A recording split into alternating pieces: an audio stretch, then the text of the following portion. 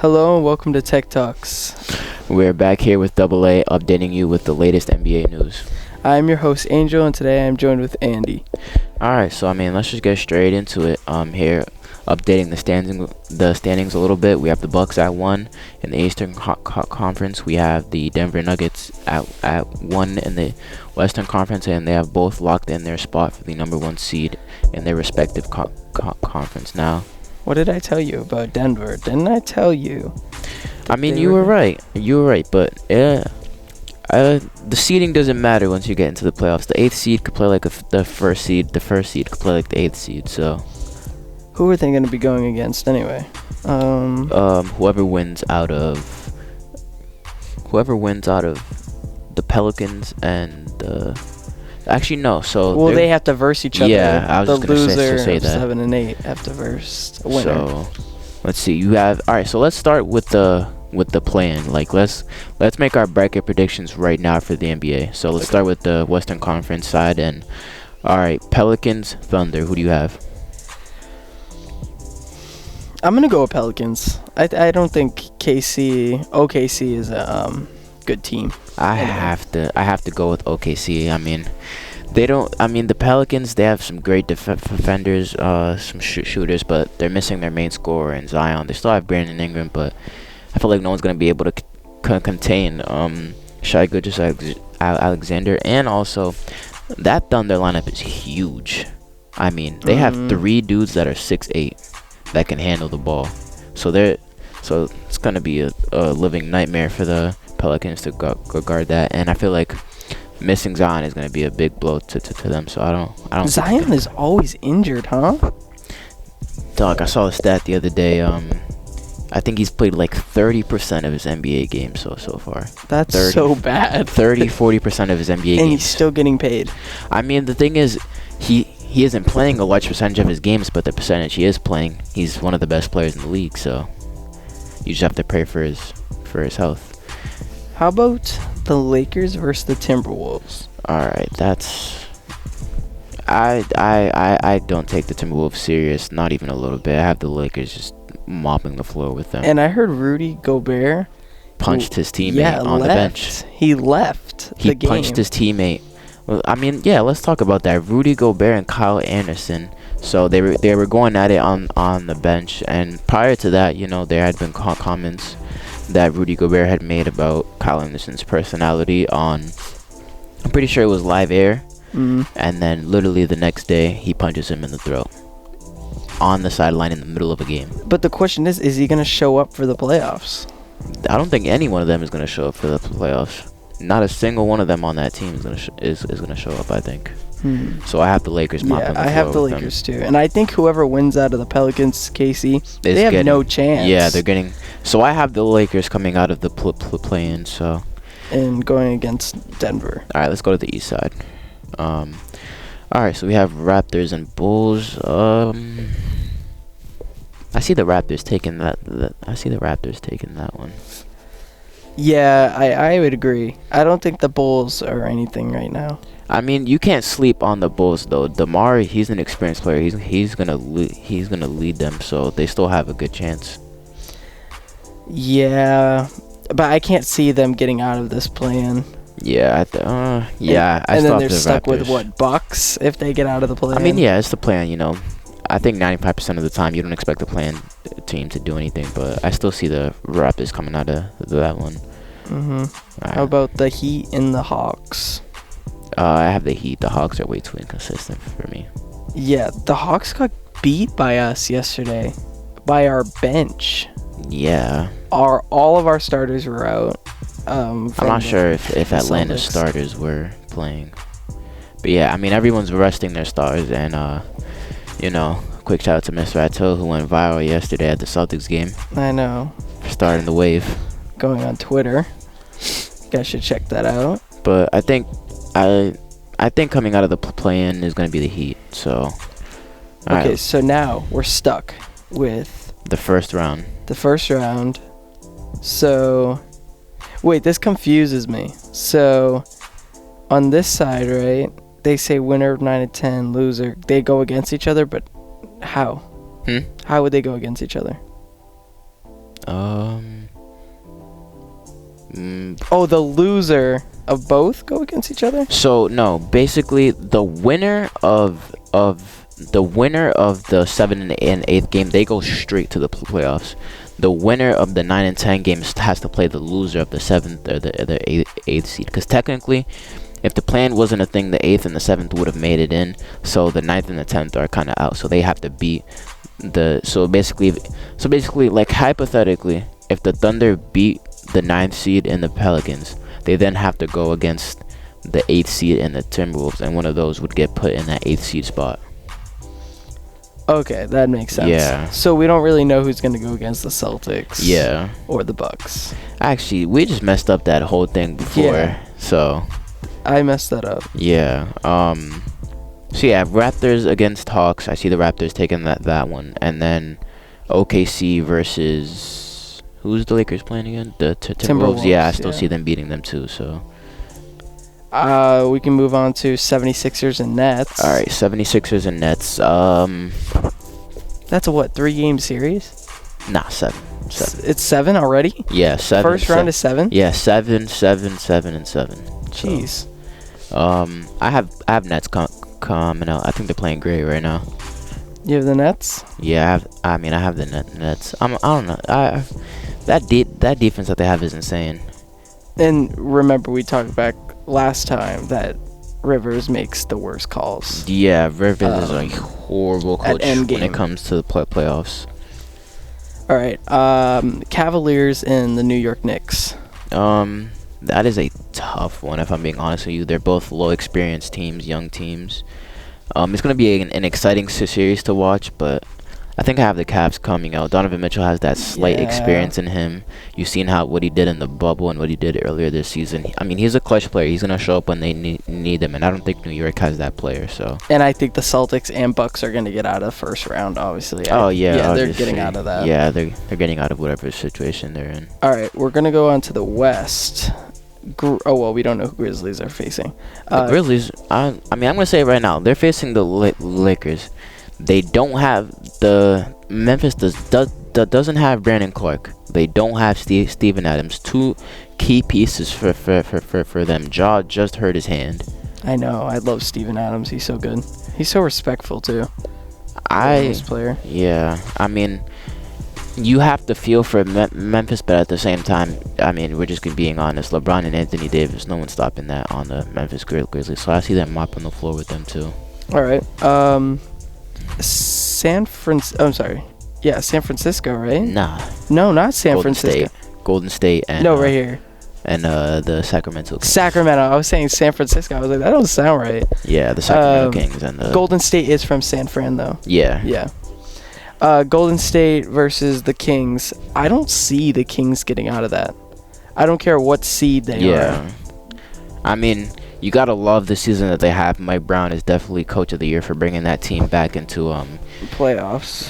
Yeah, but I mean, it's the Warriors. I think it's a first round exit for them. Yeah, and we have Draymond, we have Curry, we have Clay. They all have playoff experience. More than playoff experience. They're some of the greatest playoff performers this league has ever seen. So that's gonna be hard to get past. Clippers and Suns. Has the Suns done anything? Like, I haven't heard. They've been real quiet after the KD trade, but they've been consistently winning their games, getting some good games in. But that's a tough series because the Clippers, they've had the same core for almost 3 to 4 years. They've had some stretches of bad luck and stuff. Paul George, pretty sure he's still questionable coming into the first round. So I mean, honestly, I see it this way. I see if Paul George is healthy and they're at full health, I see this being a good 6 to 7 game series where they can maybe come out of it. But if Paul George isn't fully healthy, even if he's in the lineup but he's not fully healthy, I mean, I don't think there's just much stopping KD and the Suns. Yeah, but the question is, I always have this question when you have a lot of good players on the same team. Like, say the Celtics. Don't even say the Celtics. Let's say the Nets when Kyrie and when they had Kyrie Durant. Harden. Mavericks is a perfect example. They said, you have Luka and you have Kyrie. They're gonna work so well together, and they didn't because one wanted the ball, and the other one won the ball when Luka was the main. Oh, he's the main of Dallas. I mean, yeah. if you think about the Mavericks, obviously you're going to think about Luka, and they were greedy over the ball, and now they're not even in playoffs, and they were Yeah. like the 6th seed. I think what went wrong with the Mavericks is not even greed at some point. It was at some point it was not knowing who was the guy in what what situation. One game, they didn't know late game who to go to, Kyrie or Luka, and that's a tough thing. You know, you don't know which player you're going to, so it's gonna make everything so much more difficult. But I feel like people still can't sleep on them. Obviously, they're out this year. They're done, and there's obviously some rumors of Luka wanting out. But I mean, you give them another year for that team to create some chemistry, and they could do something real. Right, but when you think about like, oh, late game, who are we going to give it to? I would say give it to the guy that's been leading our team to victory for the last couple years. I mean, that's Luka right there. That's I Luka. mean, yeah, but it all comes down to situations, when Luka has 60 and the entire team is looking at him. Obviously, you want to feed the hot hand, but you also know that you have another hand in Kyrie. Mhm. So, yeah, it's tough. And I see Denver coming out. Yeah, I see that I think losing. I honestly I see OKC coming out. I see them putting up a fight. Maybe they steal a game, but yeah, I still So think you have Denver wins. winning in 5, Denver winning in 5. Clippers and Suns. I honestly, if I have to be honest, I have the Suns coming out in 6. That's what I was thinking. The yeah. Warriors coming out in 4, and the Lakers coming out in 5 or 6. You think the Kings are going to get swept? Yeah, I don't think they're 4 getting the game. games? Yeah. I'll give them 5. Nah, Maybe 6. I I can't sweep them. I think Memphis loses in surprisingly 7. I think it's going to take Memphis them in 7. 7. Yeah. I don't think it takes 7 games for the Lakers to beat them. I think it's going to take 7. All right. On the East side, obviously, have the Bucks coming out beating the Raptors. I say 4. I don't even give Raptors 1. I said 6. You think 6? Wait, no. What did I say? We didn't do it on the side. Oh, yeah. No, I have them coming out in 4. Yeah. I have the Cavs coming out in 6. Mm-hmm. No, I'm gonna go 5. I'm going to go 6. I have Brooklyn coming out in 7, and I have the Celtics coming out in 4. I'll say 5. Because Celtics always have that one game that they're like, what the heck are they doing? Yeah, but I feel like playoffs it's different though, especially with the experience that this team has gained. But More let's stay the on that line. East side, and let's do that second round now. So we would have a Bucks and Cavs matchup now. What do you think of that? I think Bucks will win that because I think Cavs are very young, Yeah, and I think Bucks is just a better team. But they're a better team overall, but you never know. yeah, I feel like I'm gonna give the Bucks in 5. I feel 5. like I feel like, 7. but I feel like it's gonna be 5 competitive games. Like game 1, Bucks win by 10. The next game they win by 5. I think it's gonna be a competitive 5 games, but I still see them coming out because they're the more experienced team. They're overall solid, a little bit better than the Cavs, and the Cavs are young. But I mean, no matter how young they are, they're a talented team, and they're gonna put up a fight. Right. Now, let's say Nets versus the Celtics, right? Yeah. We swept them last year. I think it was, right? Yeah, we swept them in 4, Swept them. But this is a different team, though. This is a very different Brooklyn team. Right, and different Extremely coach. different. Yeah. They don't want to get swept. Again, I don't think Celtics, if it comes to that matchup, I do not think the Celtics will sweep them. I do think it's gonna be a Competitive game. I think it would take 6 for the Celtics. 6. Yeah. I don't see 6. I think Spencer. Spencer Dinwiddie. I Dinwiddie. don't see him giving us problems. I didn't even remember he was on the team, but I see He's really good at TD Garden. I see the Celtics coming out in 5, and I think the first 2-3 games it's not gonna be a hard game for the Celtics, but I feel like that 4th and 5th game is gonna be a tough battle. That Brooklyn defense is intense. Yeah. So I feel like it's gonna be tough, but I still see them coming out in 5. And I want to see Celtics versus Bucks rematch from last year. That was amazing. Yeah, Amazing. let's stay in that. So we have a Bucks and Celtics Eastern Conference matchup. Now that is what people want to see. Now, Right. what are your thoughts on that? Let's dive into that. I say Celtics in 7 just because I think we have. If you go to Bucks bench take all your bench players, put them in, and then put all our bench players and put them in, they're basically looking at our starting lineup. Yeah. Because we have so many weapons On the bench that it looks like a starting lineup. Exactly. Malcolm Brogdon, he could take Marcus Smart's position any day of the week. Yeah. But they want him on the bench because if you put Malcolm Brogdon in, take Marcus Smart out, you're like, damn, this is like a fresh Marcus Smart.